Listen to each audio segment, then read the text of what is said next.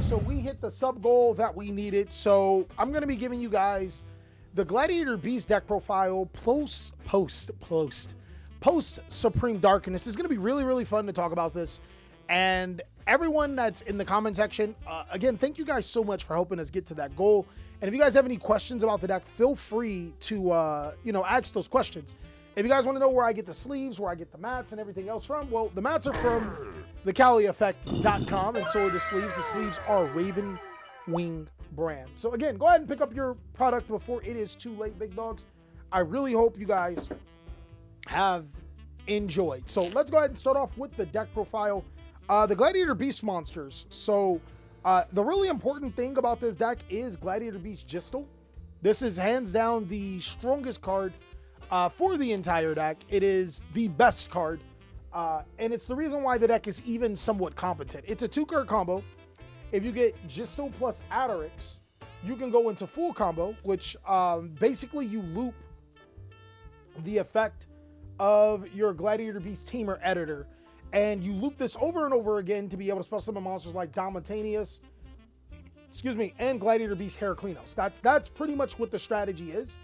Unfortunately, if we're talking about like competitiveness, I think that this deck is pretty casual, right? It's not really that strong, but it's still really fun. So there's then 2 copies of Augustus. Augustus is really good, but I play the 1 copy of Vespasius. So, and the reason why is because like when you go through combo, you Gistel plus Adarix, then you send Vespasius to the graveyard. The reason why you send Vespasius to the graveyard is so you don't get Bestialed, because if you send Augustus to the graveyard and they Bestial you pretty much auto lose, right? And Bestials are really big in the format. So you send this to the graveyard, and then you bring this back, and it allows you at least get into 1 Tamer Editor before everything goes downhill. Then there's 2 Gladiator Beast Andal. I'm still on the Primite package for this deck. I think that the Primite package is really good. 1 Equest, 1 Darius, and the new addition that I'm playing is Test Bear. Once I realized that this deck really isn't okay, like there's tiers, right? And if I were to put this on like the meta tier list, this deck would not be in the top tiers, if you guys are getting what I'm saying. All right. But once I think Yu-Gi-Oh players accept that this deck is not a top tier deck, you can experiment with some things and you can just have fun. And this is a really fun card. Like if you can resolve this, it essentially gets you these 2 monsters to your side of the field. So like, it's full combo. I thought about playing a third.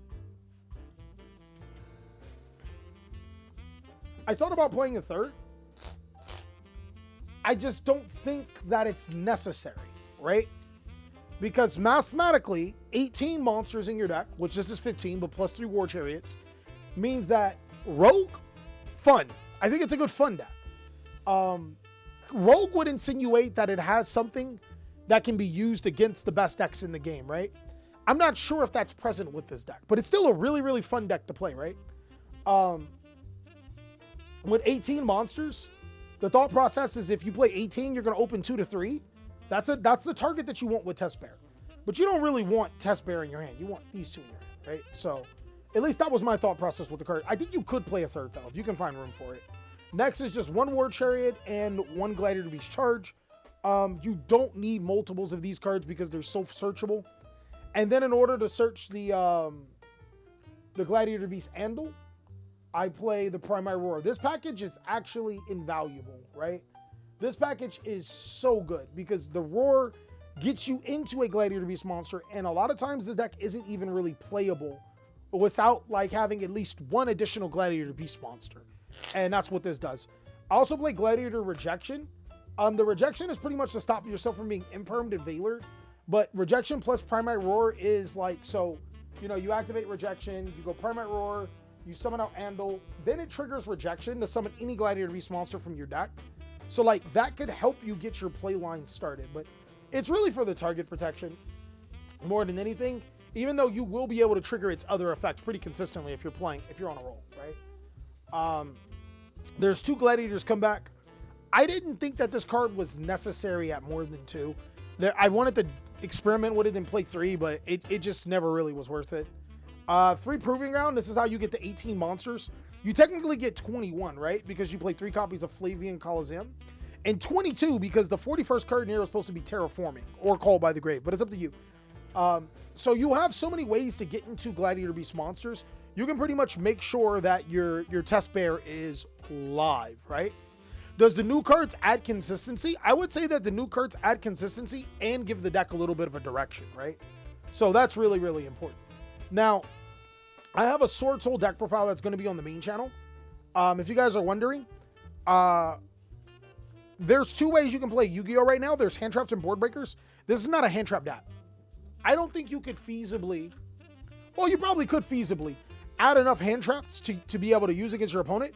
But cards like Book of Eclipse, cards like Triple Tactics Talent to take your opponent monster and link it off, Forbidden Droplet and Imperm for this particular deck just seemed stronger. So I went with a board breaker approach as opposed to a hand trap approach for this deck.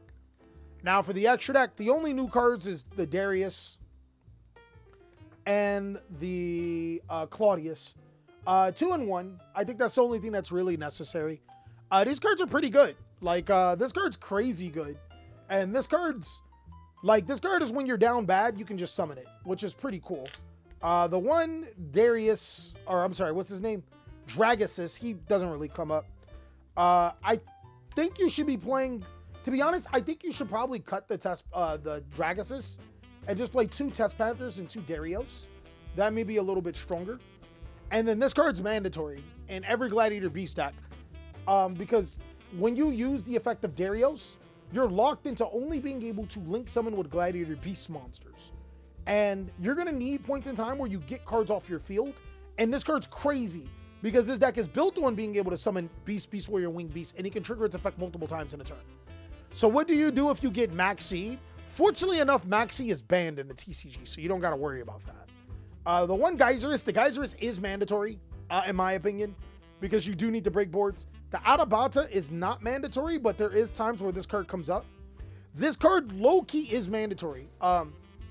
So the problem here is that your Gladiator Beast Tamer Editor requires 2 level 5 or higher monsters. And you can't always just get into the perfect combo, which is use Adaric's effect to turn itself to level 7 and then summon Adaric's back or something like that, right? Or not Adaric's. Your perfect combo is to use Adaric's effect and then summon Vespasia's back. But there are some times where you get like Adaric's effect and you turn it into a 7, and then you have other Gladiator Beast monsters. So you turn them into Esadari, and then you can go into your Tamer Editor. It's definitely resource costly, but sometimes that's like the only way to get into what you need. Then 2 Domitanius and 1 Heraclinos. And that's pretty much it. So the main combo.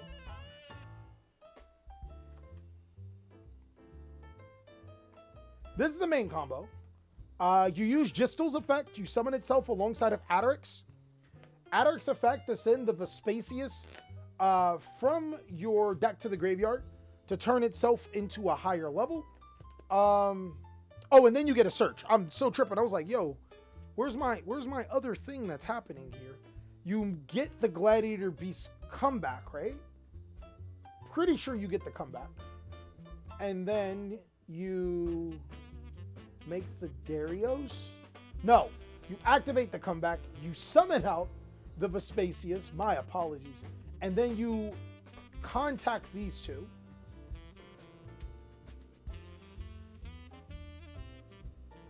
Into your Tamer Editor. Your Tamer Editor summons Domitanius. That is your 5th summon. So you get Domitanius to play around Nib from there. And then you use Gistel plus the Tamer Editor for a link summon. You go into your Test Panther. Your Test Panther effect activates here.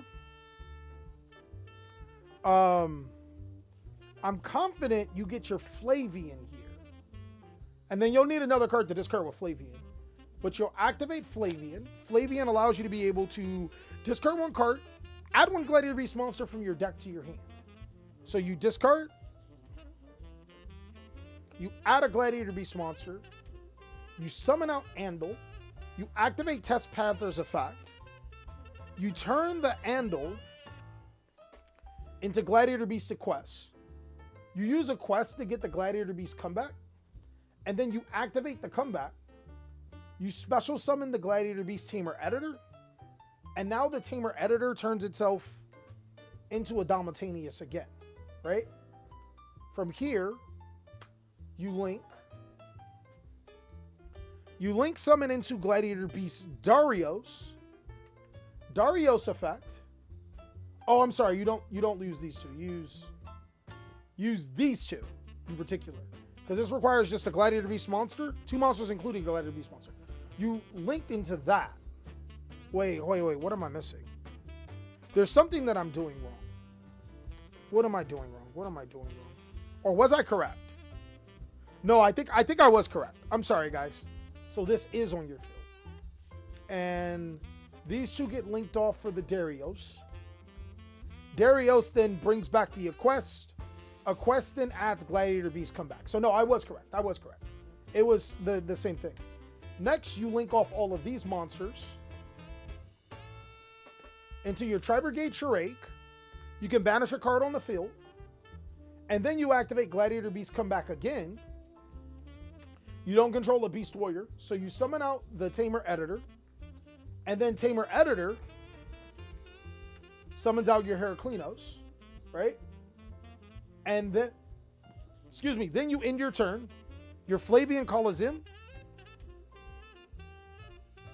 can either set Gladiator's War Chariot or Gladiator Beast Charge. If you set the Charge, you can destroy 4 cards on the field. If you set the War Chariot, obviously you get a counter negate that your opponent can't stop. So that's the combo with the deck, and that's like the most common combo that this deck does. In case you guys were wondering, like, what's this deck supposed to do? All lines are pretty much going to revolve into some form of Heraclinos, Dalmatanius, most of the time Shrike, right? And then if you have 5 Gladiator Beast monsters, this time I only have 3 because you can't shuffle this back, then you summon out Claudius. So it really depends. It really, really, really depends. But that's it for the Gladiator Beast deck profile, guys.